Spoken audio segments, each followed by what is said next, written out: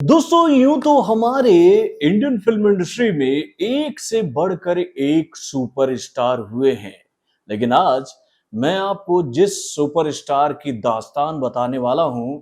भाई उसको सुनकर तो आप भी ये बात कहोगे कि भाई इस सुपरस्टार ने तो बॉलीवुड के तीन उभरते हुए नए नए सुपरस्टारों को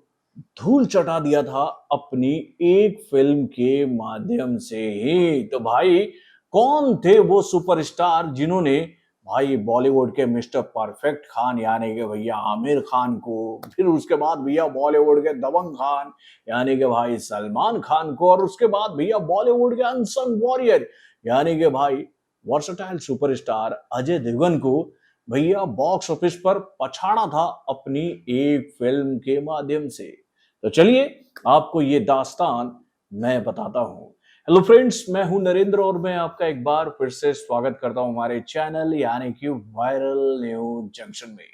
तो दोस्तों मैं आपसे जिस सुपरस्टार की कहानी बताने वाला हूं ना, भाई उस सुपरस्टार को हमारे इंडियन फिल्म इंडस्ट्री में अंडररेटेड सुपरस्टार का तमगा मिला है मेरे भाई, जो कि भैया बॉलीवुड के लेजेंड कलाकारों में से एक है।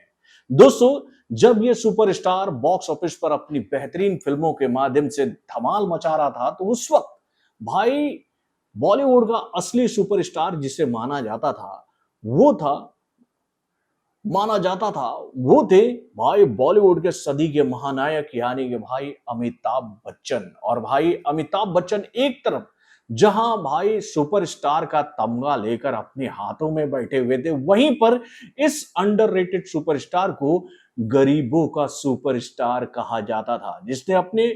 फिल्मी कैरियर की शुरुआत में ही अपने पहले फिल्म के माध्यम से 100 करोड़ का बिजनेस करके भाई पूरे इंडियन जनता को भाई डिस्को डांसर बना दिया था, जिसने अपने फिल्मी कैरियर के शुरुआत में ही भाई नेशनल अवार्ड हासिल कर लिया था। अब भैया जब इतने सारे क्लू मैंने आप लोगों को दे दिया है तो आप समझ ही गए होंगे मैं बात कर रहा हूं भाई बॉलीवुड के ब्लैक कोबरा, बोले तो भाई दादा लेजेंड कलाकार, बोले तो भाई मिथुन चक्रवर्ती की, जिन्होंने भाई अपने फिल्मी कैरियर में इतने बड़े बड़े कारनामे किए हैं ना कि भैया उसके सामने बॉलीवुड के बड़े बड़े दिग्गज कलाकार पानी मांगते मेरे भाई। एक वक्त जब अमिताभ बच्चन, विनोद खन्ना, शत्रुघ्न सिन्हा जैसे बेहतरीन कलाकार, ऋषि कपूर जैसे बेहतरीन कलाकार बॉक्स ऑफिस पर शानदार प्रदर्शन कर रहे थे भाई ए ग्रेड की फिल्मों के माध्यम से, वहीं पर मिथुन चक्रवर्ती जो है वो अपनी बी ग्रेड की फिल्मों के माध्यम से इन सभी बड़े बड़े सुपरस्टारों को धूल चटा देते थे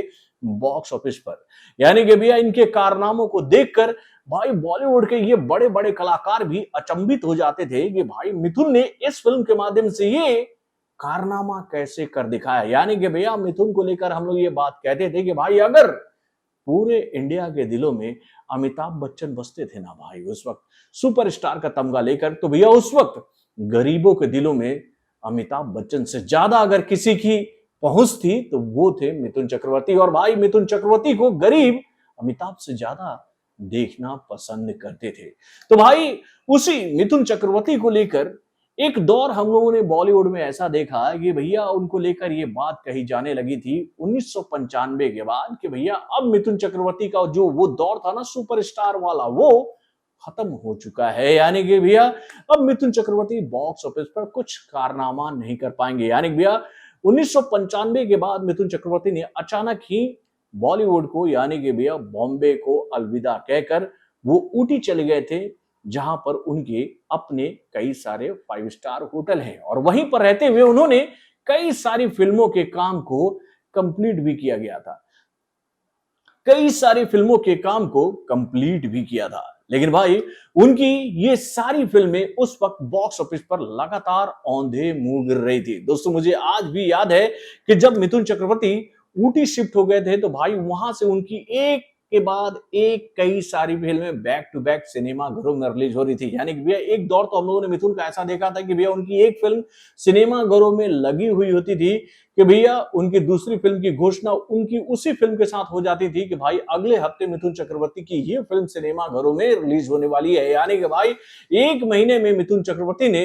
भाई एक नहीं, दो नहीं, तीन नहीं, चार नहीं, पांच नहीं, छह छह फिल्में दी थी भैया। एक दौर ऐसा आ गया था कि भैया एक ही साथ उनकी दो फिल्में भी सिनेमाघरों में रिलीज होती थी। और भाई उनकी ये फिल्में उस वक्त बॉक्स ऑफिस पर कोई बेहतरीन कारनामा नहीं कर रही थी। और भाई इसी दौरान मिथुन चक्रवर्ती की एक ऐसी फिल्म सिनेमाघरों में आई जिसे डिस्ट्रीब्यूटरों ने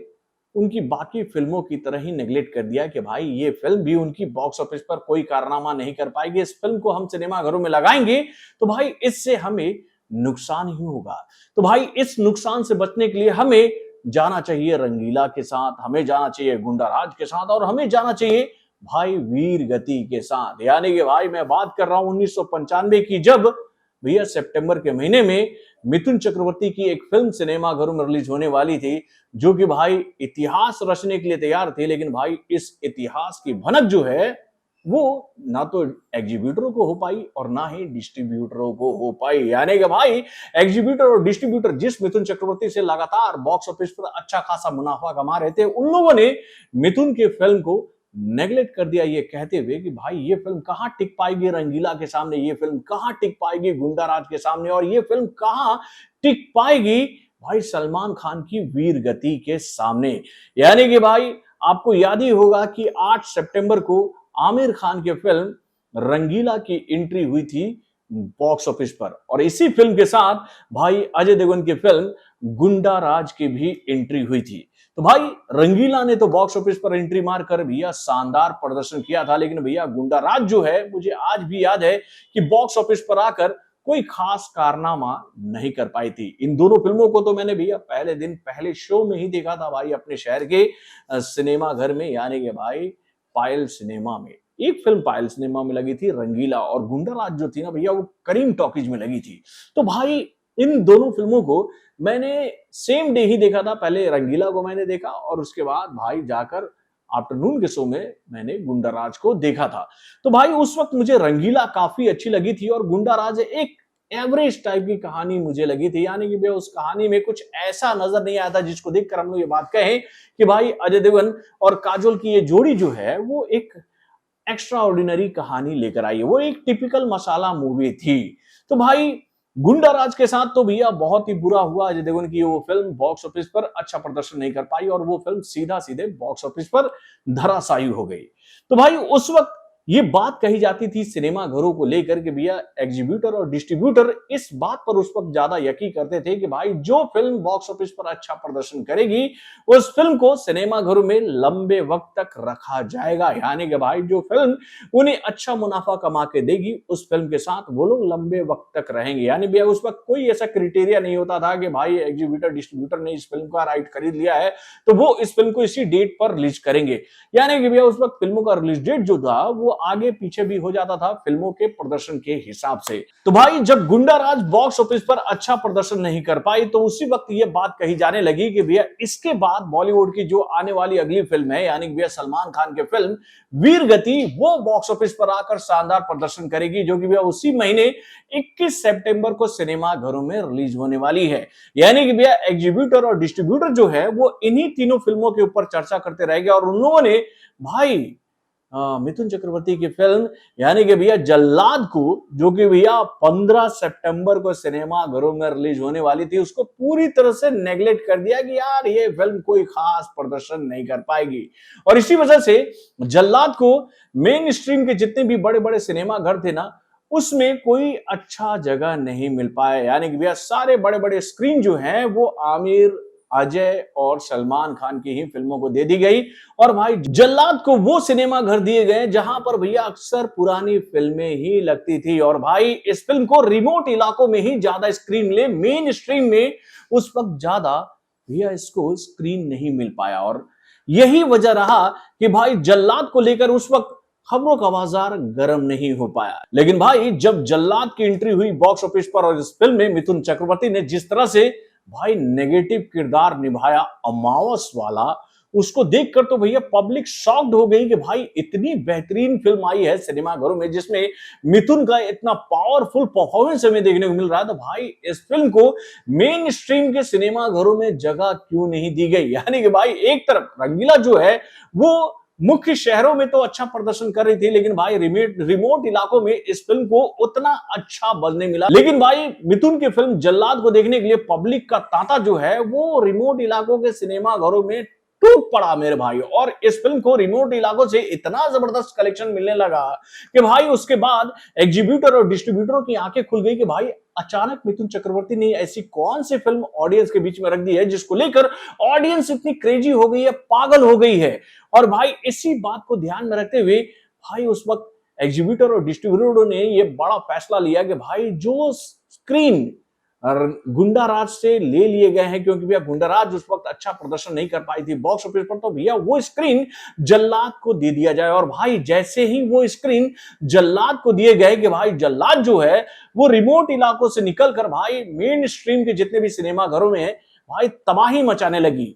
ठीक इस फिल्म के एक हफ्ते बाद जब सलमान खान की फिल्म वीर गति आई तो लोगों को ऐसा लगा कि भाई वीर गति और रंगीला जो है वो जल्लाद का क्रेज जो है वो बॉक्स ऑफिस पर गिरा देगी। लेकिन फिर क्या हुआ, 21 सितंबर को जब 1995 में सलमान खान की फिल्म वीर गति आई तो भाई वो पहले ही दिन बॉक्स ऑफिस पर वीर गति को प्राप्त हो गई मेरे भाई। यानी कि पब्लिक ने उस फिल्म को भी गुंडा राज की तरह निगलेक्ट कर दिया। और उसके बाद भाई जो खेल खेला जल्लाद ने बॉक्स ऑफिस पर कमाई के मामले में, उसको देखकर तो भैया पूरा इंडियन फिल्म इंडस्ट्री ठीक वैसे ही हिल गया जैसे कि भैया दलाल के माध्यम से मिथुन चक्रवर्ती ने तबाही मचाया था सिनेमा घरों में। और ये फिल्म भाई 1995 की इतनी जबरदस्त हिट फिल्म साबित हुई कि भैया इस फिल्म के लिए मिथुन चक्रवर्ती को भाई उस साल मुख्य विलेन का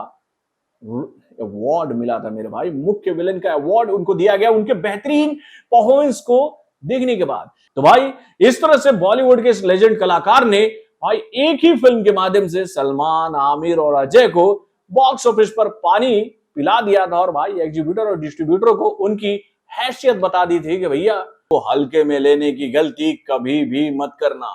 तो बॉलीवुड से जुड़े और भी कई सारे खबरों को जानने के लिए हमारे चैनल यानी कि वरुण जंक्शन को सब्सक्राइब करना ना भूलिएगा और हमारे अपडेट्स को जानने के लिए बेल आइकन को जरूर दबाइएगा।